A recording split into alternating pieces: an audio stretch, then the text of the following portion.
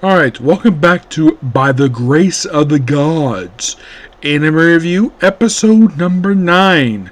We are here reviewing the last 6 episodes released for season 2, which also just happened to be episodes. 6 episodes? No, I think it's like 8. Yeah, 8 freaking episodes I'm talking about here. Yeah.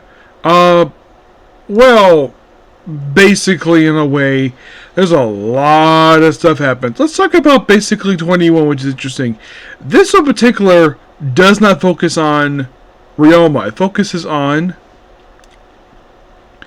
well, the female lead of this series, Elaria. Yeah, where she's at the Royal Academy, and of course she meets some friends. Well, the first one she meets, of course, is, well, there's a few of them. One is Michelle Walden, which they do have a credited dub actress for her, and it's Morgan Berry. I'm like, good choice. As a matter of fact, I actually just heard in the series Toji wants to be a common writer. Yeah, I haven't heard a lot of series basically with her in it per se. I mean, the most noteworthy one I've heard was I Was Reading Her in San Francisco. I think with time from my magic ability. This series marking the 16th series I've heard her in.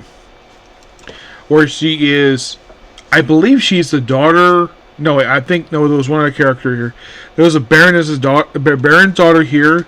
Maria basically is in class, and well, we do get hit basically that, of course, Mayama is here, the Fox girl, and no, this is not Kristen McGuire. This is Christia Rothrock, full voicing her. So they chop back in circle. Oh no, my mutual friend, and then of course here's Mama giving her basically Ryoga's message, good luck, and then they kind of become fast friends, and then they meet up with a couple of people who are not from high social standing. Like one is Michelle, which is basically Morgan Berry's character, who is basically she's basically a swordswoman. And then they meet a dog girl. Yes, a dog girl named Kanan. And she's voiced by the awesome Sarah Weidenhoff. Yes, and this one just happened to be the 46th anime I have heard her in. You're like, 46? You're like, really? 46? Yeah, a little fun fact. She's actually like 5 years younger than me. No, I'm not kidding about that. She seriously is. I was kind of surprised that she was in the show. I mean, yeah, I thought it was interesting the fact she was here. And so basically, by the way, this year in particular, they added like 3 shows basically to her, basically stuff she's been in this year. Well, technically 4 if you include Underwear Onto Your Master. There's been a few different series basically this year alone that I have pretty much checked out all the series she's been in this year. I may give her such myself and Boss Clock on Time, Failure Frame, The Underwear Onto Your Master, New Saga, My Say Status of Exceeds the Hero, and believe it or not, Black Butler. Also, Demon Lord, 2099. Yeah, I have basically a lot of series with her within just this very year alone. Like, if you're curious, how many this year? 1, 2, 3, 4, 5, 6, 7, 8, 9, 10, 11 series. And this is just this year, which is awesome for me. The fact check it that much. So basically the trainer goes to go camp for a couple days. Now the girls themselves basically camp no problem. The one basically tank collapsed and she scratched her leg. Look it up basically. Remember, oh yeah, I have a healing slime. So like a toilet, whatever. But it was a nice little standalone episode for her. I guess I threw this in because why not? She's a female lead of the show, so why have her in an episode? Because a lot of the rest of the time she's seen the show, she's basically just writing letters to Ryoga in all the episodes. Even the last, but even with the last episode, she ran another letter too. So what does Ryoga do this period of time?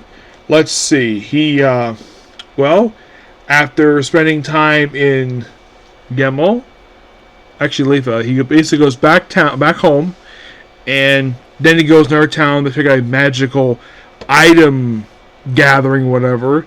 And, well, he's there mainly because basically the Adventures Guild sent him on a particular quest. Use space-time magic to deliver a package to a magical item developer. Which, of course, he does, no problem. As adventure, hands the item, signs it, done. It took a matter of like a minute, and then just by sheer coincidence, Sarah could show up, and like, oh yeah, come in the back, let's see these magical cars, which looks like Model Ts. There's even a stagecoach back there he's fixing. And look, and of course he's basically doting on his 4-year-old grandson, possibly was saving money to send him to the Royal Academy. So, later on we do meet the kid, and basically Ryoga teaches him what looks to be a version of like Beyblade in a way, with the whole thing of like spinning tops, which of course they keep no problem. Also, he commissions basically the guy to develop music boxes. Yeah. And then, of course, they go home. But also, Ryoga says the same in basically, sir.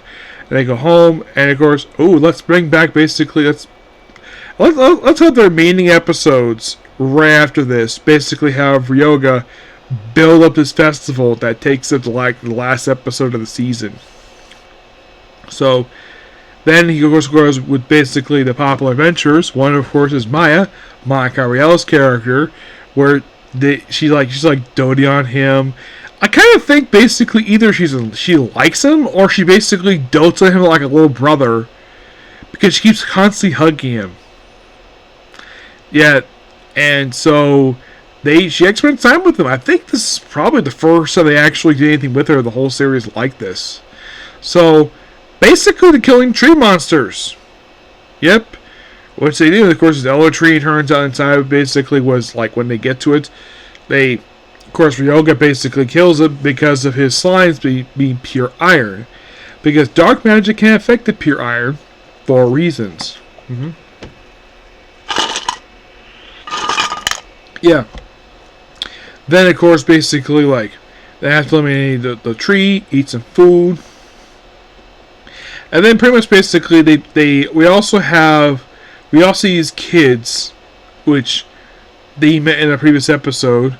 They pop up like 3 times over the course of like basically 4 of the remaining episodes. Like first he encounters them when I believe he's like, there's even one point he goes back to their town when they drop at the checking the store basically there because the clean has multiplied, but he forms contact with them, no problem. Then he takes up a bear home with sneaky fish. Yes, he does this. And of course they have cooking the food, no problem. And then the few times we went to the kids, first time I believe it was fixing their cart. And then later on they clean a church. And then, get combat practice. And it's caught by the guildmaster himself. Which of course Ryoga, of course, is like, wait, you know what? Yeah. And then they practice with slime, which was kind of interesting. And then later on, they pop up with some new kids. One of whom is an elf with purple hair. Now, I was listening to the voice like, wait, this voice sounds familiar. And yet, there's no credit for this particular character. Well, I heard the voice like, that's Lindsay Seidel. I know the voice anywhere. But yet, she's not credited for the show for some reason. Not sure why. Probably because the character's not that big and she doesn't really appear very much. I think she first appears like episode like 23. So then he goes a hunting expedition to hunt for these giant ants, which they eliminate like 5 of them. Of course, the car got big, a whole more of them. Of course, they eliminate them. Of course, Ryoga hunts them, and then afterwards, of course, look for part-timers, so upcoming festival. And here's something really interesting: the bodyguard looks like a Milliken. Apparently, he's a local. Out of everybody who works for Ryoga, he's the only one who technically was actually born in the city. So there's a founding festival, which of course they volunteer for, no problem.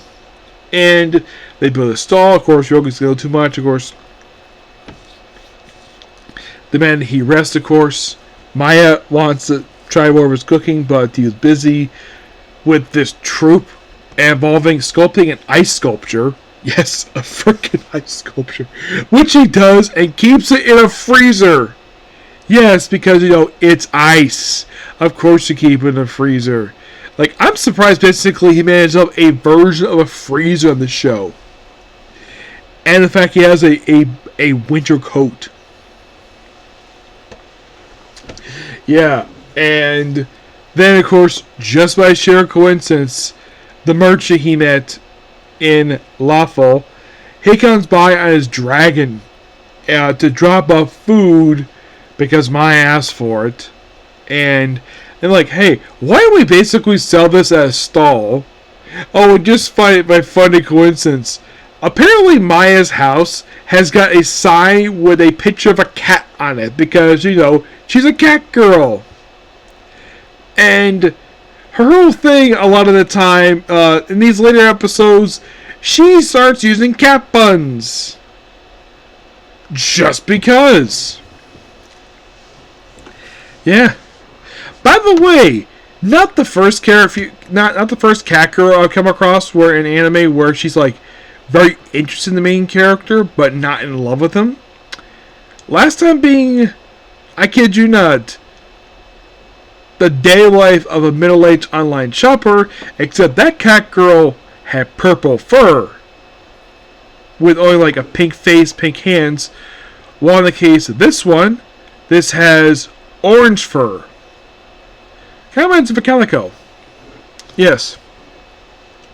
So then, of course, they have the festival and goes off on a hitch. At one point, basically helps the kid find his mom, which is very nice of him to do. He does a little fun, and, well, the laundromat basically functions perfectly fine. Then the last episode ends with another day in the shop. And that's the season in a nutshell. Gotta admit, this was really good. I thoroughly enjoyed watching this show. Now, am I planning to do another anime right away? Not necessarily, no, because I'm going out of town tomorrow. So, I probably won't get a chance to start my next anime. Probably not until Monday. Yes, I will try to review the new anime airing tomorrow, Saturday, and Sunday. I will try to, but that in the case of tomorrow, yeah, that's that. I will definitely try to do it when I get home. But in the case of Saturday, it's maybe I may be able to get through about half of them. Who knows? I'll find out how much I get through on Saturday. Okay.